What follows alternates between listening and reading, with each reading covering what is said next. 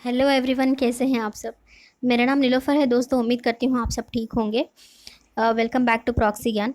जैसे मैंने अपने पिछले लेक्चर्स में आर्टिकल्स पढ़े थे, आज हम लोग फिर से पढ़ाई थी मैंने। उसके बाद आज फिर से हम लोग आर्टिकल्स को कंटिन्यू करेंगे।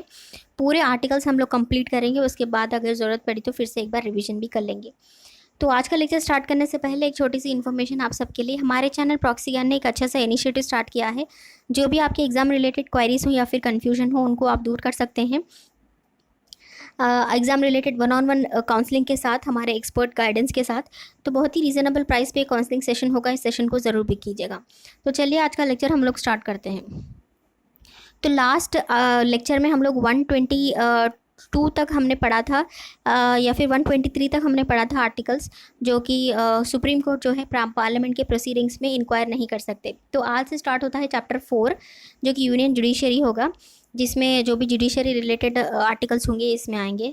तो चलिए स्टार्ट करते हैं। तो आर्टिकल 124 से आज स्टार्ट होगा। Article 124, establishment and constitution of supreme court.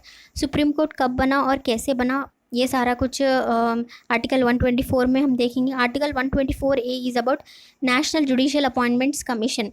जो भी जुडिशियल अपॉइंटमेंट कमीशन होते हैं declared unconstitutional bye the supreme court, however not repelled by the parliament. तो सुप्रीम कोर्ट ने इस आर्टिकल को अनकॉन्स्टिट्यूशनल बनाया है, बट पार्लियामेंट में इसे रिपेल नहीं किया है। तो फिर भी इसको हम लोग आर्टिकल के जैसे ही पढ़ेंगे। Article 124 A is about the national judicial appointments commission. जो भी commissions, different types of committees बनते हैं, उसके लिए ये आर्टिकल 124 ए हम देखेंगे। तो article 124 is about the establishment and constitution of supreme Court. Article 124 A is about the national judicial appointment commission. उसके बाद है article 124 B, functions of commission, की क्या क्या फंक्शंस होंगे उस कमीशन की। Article 124 C is about the power of Parliament to make law. जो भी लॉ होती है, एक बिल पास होने के बाद, अगर एक बिल को इंट्रोड्यूस करने के बाद डिफरेंट टाइप्स ऑफ कमिटीज़ के थ्रू जाने के बाद, उनके रिकमेंडेशंस के बाद पार्लियामेंट में जो वोटिंग चलती है, तो 2/3 मेजॉरिटी के साथ अगर पार्लियामेंट में ये बिल पास की जाती है तो इसको हम लोग लॉ में कन्वर्ट करते हैं और इसको अमेंडमेंट भी हम लोग बोलते हैं।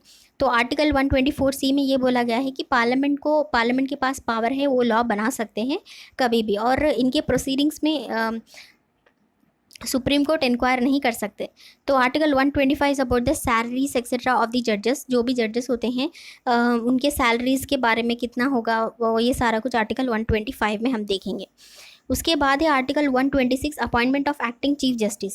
Appointment of acting chief justice is nothing but, अगर चीफ जस्टिस की जो भी सीट है वो सडनली अगर वेकेंट हो जाए तो उनकी जगह पर एक्टिंग चीफ जस्टिस कौन आएंगे, ये सारा कुछ कैसे, कितने टाइम के लिए आएंगे, ये सारा कुछ आर्टिकल 126 में होगा।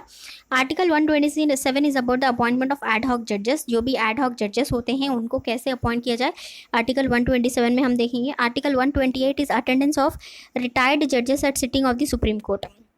जो भी रिटायर्ड जजेस होते हैं उनकी अटेंडेंस सुप्रीम कोर्ट में क्या है, ये सारा कुछ आर्टिकल 128 में हम देखेंगे।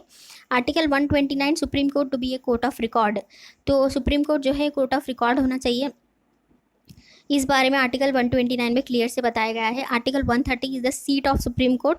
Article 131, original jurisdiction of the supreme Court. Article 131 is 31 A is ये रिपेल कर दिया गया है। उसके बाद है article 132, appellate jurisdiction of supreme court in appeals from high courts in certain cases.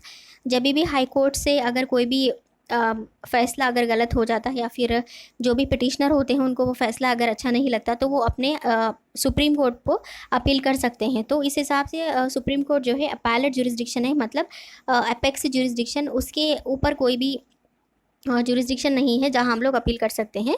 तो अपैलेट जुरिस्डिक्शन वो है सुप्रीम कोर्ट के पास है अगर अपील आती है हाई कोर्ट से किसी भी सर्टन केसेस में। आर्टिकल 132 में बोला गया है। Article 133 is about the appellate jurisdiction of supreme court in appeal from high courts in regard of civil matters. Civil matters में भी सिविल मैटर्स जो कि नॉन क्रिमिनल मैटर्स होते हैं वो आर्टिकल 133 में बोला गया है। आर्टिकल 132 इज अबाउट द पूरे केसेस के बारे में। Article 132 only civil matters, article 133। Okay, तो article 134 is about appellate jurisdiction of supreme court in regard to criminal cases. Criminal cases के बारे में article 134। Okay, 132 is about appellate jurisdiction of the Supreme Court in certain cases from High Court.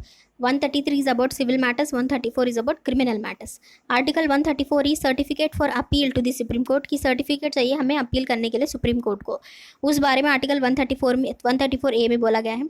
Article 135 jurisdiction and powers of the federal court under existing law to be exercisable by the Supreme Court. जो भी jurisdiction and powers होते हैं exercised by the supreme court, जो भी supreme court हमारी है उसमें जो भी हमारे एग्जिस्टिंग लॉस हैं उनको एक्सरसाइज करना और उसको एक्सरसाइज कराना, उसकी पावर जो है सुप्रीम कोर्ट पर हमेशा बनी रहती है. आर्टिकल 135 में इसके बारे में हम लोग देखेंगे. तो चलिए एक बार इसको रिवाइज कर लेते हैं. तो आज हमने आर्टिकल 124 से स्टार्ट किया था, जो कि यूनियन जुडिशरी है, जो कि पूरा सुप्रीम कोर्ट या हाई कोर्ट या जजेस उनके बारे में हम लोग देखेंगे. Article 124 is about the establishment and constitution of supreme Court. Article 124 is national judicial appointment of the commissions. Article 124B is about the functions of the commission, and article 124C is powers of parliament to make law. article 125 is salary etc of judges. उसके बाद है article 126 is appointment of acting chief justice. Article 127 appointment of ad hoc जजेस. Article 128 attendance of retired जजेस at sitting of the supreme Court. उसके बाद है article 129 Supreme Court to be court of record. Article 130 seat of supreme Court. Article 131 is original jurisdiction of the supreme court.